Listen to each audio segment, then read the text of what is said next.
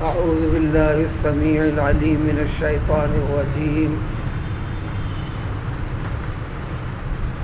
كلا لما يقض ما أمره فلينظر الإنسان إلى طعامه أنا صببنا الماء صبا ثم شققنا الأرض شقا فأنبتنا فيها حبا وعنبا وقضبا وزيتونا ونخلا وحدائق غلبا وفاكهة وأبا متاعا لكم ولأنعامكم. انسان کو عام طور پر، خاص طور پر وہ انسان جس نے انکار کیا، اس کے ابتدائی حالات کا تذکرہ کل کی آیاتوں میں گزرا.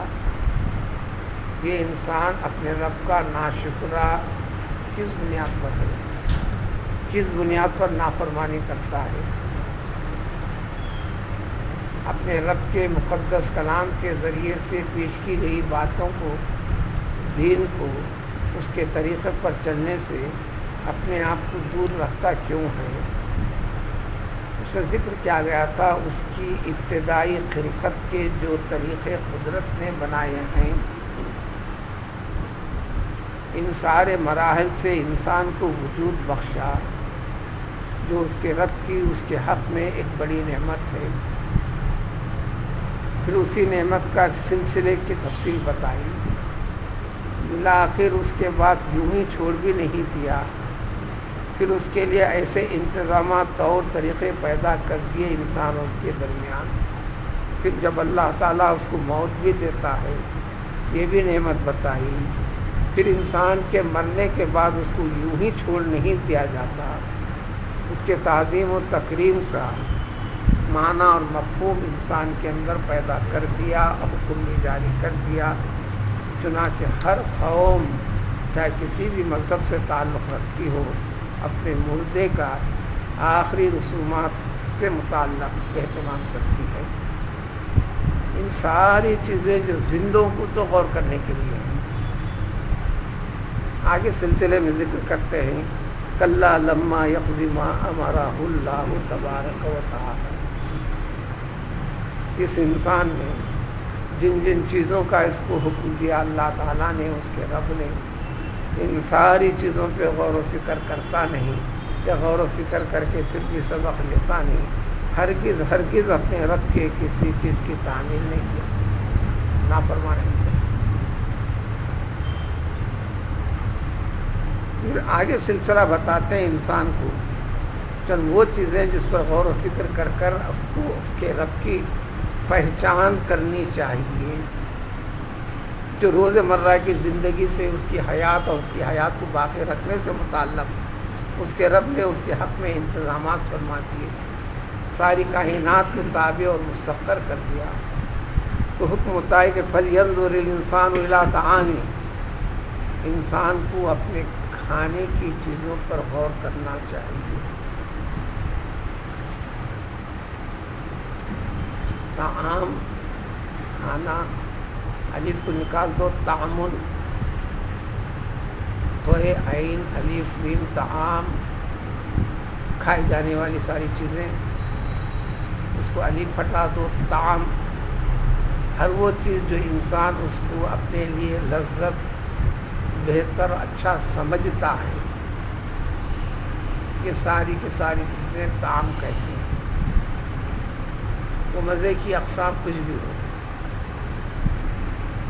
لوگ مختلف، ان کے مزاج مختلف، ان کے ذوق مختلف، اس ذوق کی بنیاد پر وہ چیز اس کو پسند. اسی مناسبت سے کھانے کے لیے جو عربی میں لفظ ہے طعام، لذت والا، مزہ رکھنے والی چیز، چاہے مزہ میٹھا ہو، کھارا ہو، تیز ہو، کھٹا ہو، جو بھی ہو سو. یہ ساری کی ساری چیزیں بندہ اس سے مستفید ہوتے چل رہا ہے. غور تو کرے اس کے اوپر. اس پر غور کرنے سے اس کو اس کے رب کی شناخت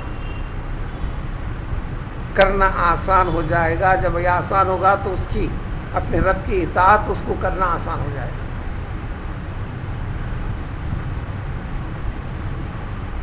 اسے غور کرنے کے لیے طریقہ بھی بتایا کہ وہ چیزیں کھانے کی کس کس طریقے سے آئے،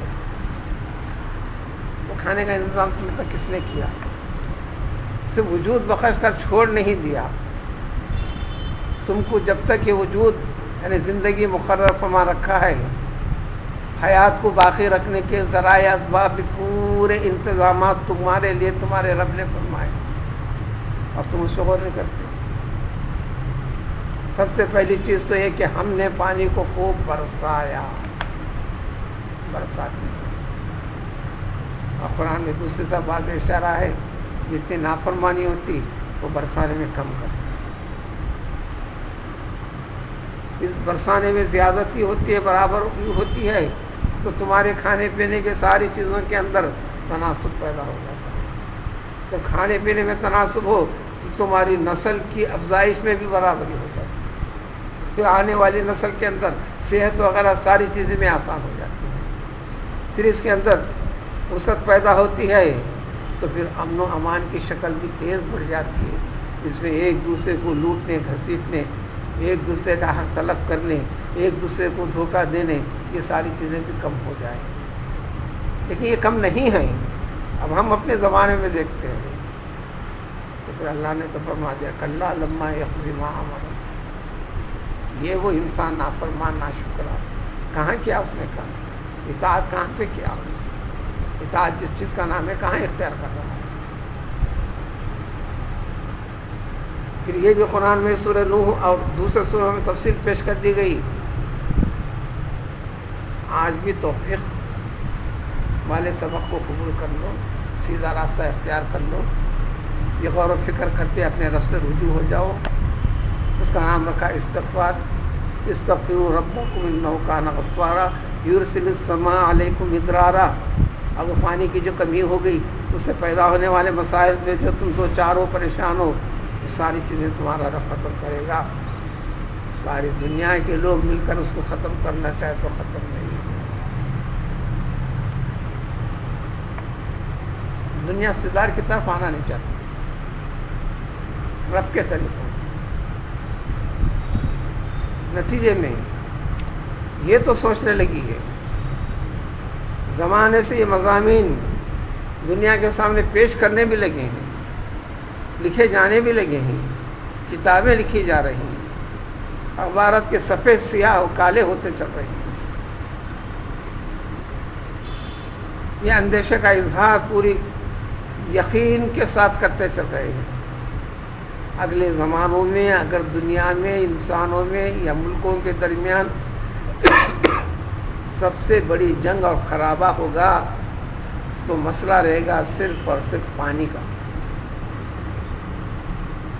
یہ احساس تو ہوتے چل رہا ہے. اس احساس کو تو قرآن پیش کر رہا ہے، اس کے دور کرنے کا طریقہ بتا رہا ہے. اس طریقے پہ نہ ہوگی تو پھر ساری کی ساری چیزیں ہوتے چلیں کہ ہم نے پانی کو خوب برسایا، یعنی ہم برساتے ہیں، ہم کرتے ہیں. پھر اس پانی کے ساتھ تمہارے زندگی کے بقا کے نظام کو جوڑ کر رکھا ہے. پھر اس پانی کو ہم نے زمین کو شق کر کر، یعنی زمین میں پانی قبول کرنے کی طاقت صلاحیت پیدا کر کر اس میں جذب کروا دیا، اور جہاں ٹھہرانا ٹھہرا دیا، رکوانا تھا رکوا دیا، جہاں نہیں رکوانا تھا بہا دیا.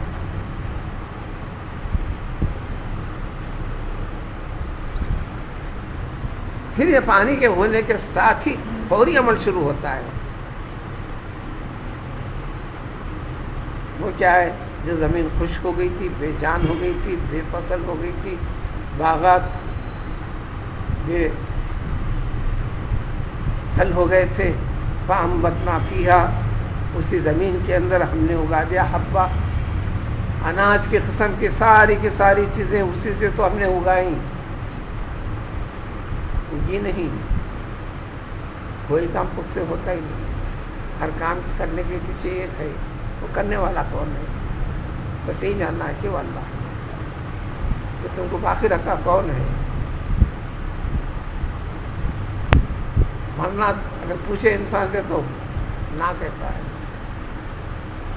اس کے اختیار، اس کی مرضی کے بغیر ہی پھر اس کی زندگی کو ایک دم ختم کر دیا جاتا ہے. تو گیا جینا اور جلانا بھی اس کے ہاتھ میں، کھلانا اس کے ہاتھ میں. جس نے پیدا کیا تھا اس کے قدرت میں. جہاں جب یہ اللہ کے ہاتھ کی بات ہے تو اللہ کی قدرت، اللہ کی طاقت اس کا ترجمہ ہوتا ہے. اللہ کا ہاتھ بمانے اللہ کی طاقت، اللہ کی قدرت، اللہ کی مرضی، اللہ کی مشیت. پھر اسی پانی کے بعد اسی کے ذریعے سے ہم نے انگور اگا دیے، ترکاریوں کی قسم سے سبزیوں کی قسم کی ساری چیزیں اگوا دیں. قرآن کا سب سے پہلے مخاطب ہیں عرب کے لوگ، وہاں کی زمین سے متعلق زیادہ چیزیں رکھنے والے. اسی کا تذکرہ تفسیر میں ہے، اور جن کا تذکرہ نہیں، ساری کی ساری چیزیں خود بخود ضمن میں مذکور ہیں. لہٰذا زیتون کو قرآن میں 160 جگہ زیتون کا تذکرہ، یہ بھی تفصیل ہے. حضرت آدم کو زمین پہ اتارنے کے بعد ابتدائی چیزوں میں جو ان کو عطا کیا گیا زیتون ہی تھا. تو جنت کے پھلوں میں سے ایک پھل ہے جو ہمارے مزاج میں کم ہے استعمال کرنا، یہ اور بات ہے. اور پھر نخلا کھجور کے باغات کو ان کی غذا تھی وہ. تو پھر عام طور پر وہ حدائق خلوہ، گنجان بھرپور جتنے بھی باغات ہیں پورے زمین کے اوپر، ان سب کا تعلق اسی پانی سے. اس پانی کو جو تمہارے رب نے برسایا، اسے برسا کر چھوڑ جائے، زمین میں داخل کرنا اس کا کام، اگوانا اس کا کام. وفا کیا ہر قسم کے میوے سے تعلق رکھنے والی چیز، غذا کے علاوہ دلچسپی لے کر اچھا سمجھ کر جو استعمال کی جاتی ہے چیز، اس کو کہتے ہیں پاکی. کسی کے مزاج میں کھٹے پھل کھانے کی عادت ہے، کسی کے مزاج میں کھٹے اور میٹھے کھانے کی عادت ہے، کسی کے مزاج میں میٹھے میٹھے کرنے کی عادت ہے. جو بھی عادت ہے وہ انسان ہے. اور یہی دلچسپی والی چیز اگر گفتگو میں بھی ہوتی ہے، اس کے لیے بھی عربی کے اندر یہ لفظ مباح کہا، خوش طبعی سے تعلق رکھنے والی چیز. اس قسم کی جتنی چیزیں ہیں اسی کی عطا. وہ ابا پھر گھاس کو بھی اگا دیا. یہ سب کیوں کیا؟ علت بتاتے، متاعا لکم ولانعامکم، تمہاری منفعت کے لیے، تمہارے استفادے کے لیے، تمہارے فائدے کے خاطر، اور تمہارے جانوروں کے لیے. اور جانور تو تمہارے غذا ہے، جو گوشت کی شکل میں بنا کرتے ہو تو دودھ کی شکل میں اس کو اختیار کرتے ہو، اس کو چمڑے کے طور پر اس کو کئی طریقوں سے استعمال کرتے ہو. جو جانور کے کاٹنے کے مخالف ہیں، فلاں ہیں، لیکن اس کے پیر میں دیکھ لو، اس کے چپل، اس کے ہاتھ میں دیکھ لو، اس کا بستہ، اس کی چیائی چیزوں میں دیکھ لو، اس کے دیگر باکس وغیرہ کی چیزوں میں دیکھ لو، وہی جانوروں کا چمڑا.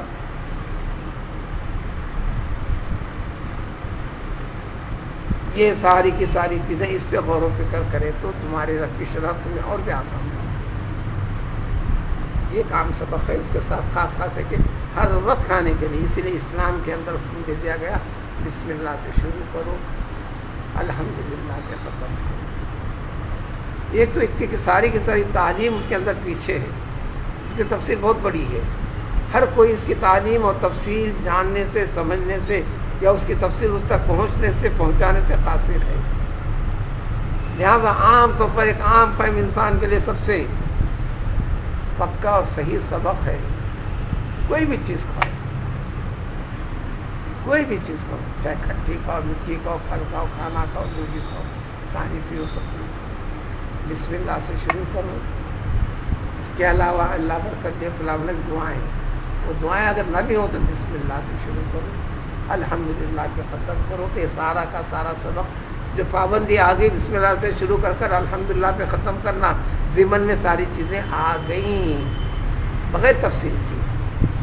لیکن جس کو اللہ تعالیٰ نے علم کی طاقت سے، فہم کی نعمت سے نوازا ہے، اس کو غور و فکر کرنا یہ اس کی عبادت کا حصہ ہے۔ دسترخوان بچھا ہوا ہے، نبی کریم صلی اللہ علیہ وسلم موجود ہیں، سارے صحابہ کھا رہے ہیں۔ کھانے کے دوران پہ وہ جو کھجور وغیرہ کا دسترخوان تھا، ایک صحابی رضی اللہ تعالیٰ عنہ کو بار بار نظر اٹھاتے ہیں، دیکھتے ہیں، نظر اٹھاتے ہیں، دیکھتے ہیں، نظر اٹھاتے ہیں، دیکھتے ہیں، کچھ نہیں فرمانے کا پیغمبر علیہ الصلوۃ والسلام کے لیے عالم برزخ تک، آخر تک، ہر وقت اللہ اور جاری کا نظر آتا تھا۔ جو نتائج عمل کے، اچھے عمل کے نتائج، برے عمل کے نتائج بھی قدرت بتاتی تھی۔ ہم کو ایمان رکھنے کا جو حکم دیا گیا وہ غیب کی چیزیں ہیں، ہمارے سامنے مشاہدے میں نہیں ہیں، آپ کے لیے مشاہدے میں رکھی تھی۔ کچھ دیر کے بعد پھر رسول اللہ صلی اللہ علیہ وسلم کو دیکھ کر مسکرا دی۔ اس وقت اس صحابی رسول صلی اللہ علیہ وسلم نے پوچھا کیا بات ہے رسول اللہ صلی اللہ علیہ وسلم مسکرا رہے ہیں؟ تو آپ نے فرمایا میں دیکھ رہا ہوں جب سے کہ جس نے کہ تم نے کھانا شروع کیا، ابتدا شروع کی بغیر بسم اللہ الرحمن الرحیم کے، اب مسلسل میں مشاہدہ کر رہا ہوں، دیکھ رہا ہوں کہ تمہارے ساتھ شیطان کھاتے چل رہا ہے، لیکن اب تمہیں یاد آ گیا تو درمیانے تم نے بسم اللہ پڑھ لیا اور اتنی تیزی کے ساتھ وہ ہٹ گیا، بس اس کی وجہ سے میں مسکرا رہا ہوں۔ حکم یہی ہے، درمیان میں یاد آ جائے تو بسم اللہ پڑھ،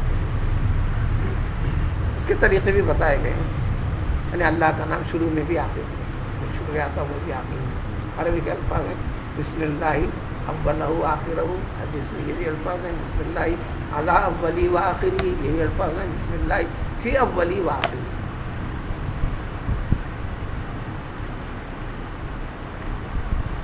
جب یاد آئے جب یہ کر لو۔ 15ویں پارے میں ذکر وضاحت کے ساتھ وَشَارِكْهُمْ فِي الْأَمْوَالِ وَالْأَوْلَادِ، یہ ہم شیطان نے جب دعویٰ کر کے کہہ دیا کہ تم انسان کو آپ کرامت بخش رہے ہیں، سمجھتے ہیں کہ اب انہیں رہے گا با کرامت، میں اس کو بے کرامت، حقیر اور ذلیل بنا کر چھوڑوں گا، اس کو بہکا کر۔ اللہ نے فرمایا جا تو جو چاہے کر لے، ان کے مال میں شریک ہو جا، ان کے اولاد میں شریک ہو جا، ان کے سواریوں میں شریک ہو جا۔ تو شیطان کا دخل، جو یہ عمل اختیار نہیں کرتے، جو بسم اللہ کا فلاں فلاں کا، ان کی اولاد میں بھی شریک ہوتا ہے، ان کے گھریلو مال میں بھی شریک ہوتا ہے، ان کے کام و کاج میں بھی شریک ہوتا ہے، اس کے اثرات پیدا ہوتے ہیں۔ اس لیے گھر میں بھی داخل ہو تو حکم کے بسم اللہ الرحمن الرحیم پڑھ کے داخل ہو، اور گھر میں کوئی نہ بھی ہو تو سلام کر کے داخل ہو۔ اس میں کیا ہوگا؟ اللہ کی جو فرشتے والی مخلوق ہے ملکوتی، وہ سلام کا جواب دے گی۔ غیر ملکوتی مخلوق شیاطین کی، خبائث کی، اجنہ کی ہے، وہ فوراً خود بخود دور ہو جائے گی۔ طریقے سمجھنے کے، چلنے کے، آگے بڑھنے کے پورے طریقے اسلام نے بتا دیا۔ اگر اس کے باوجود بھی نہیں کرو گے تو پھر اس وقت کا انتظار کرو جس کا نام قیامت ہے، پھر جس کا نام تمہاری موت ہے، پھر اس کے بعد جو انجام ہے اس کی تفصیل اگلی آیتوں میں ذکر کر اسی پر سورہ کا اختتام ہونے والا ہے۔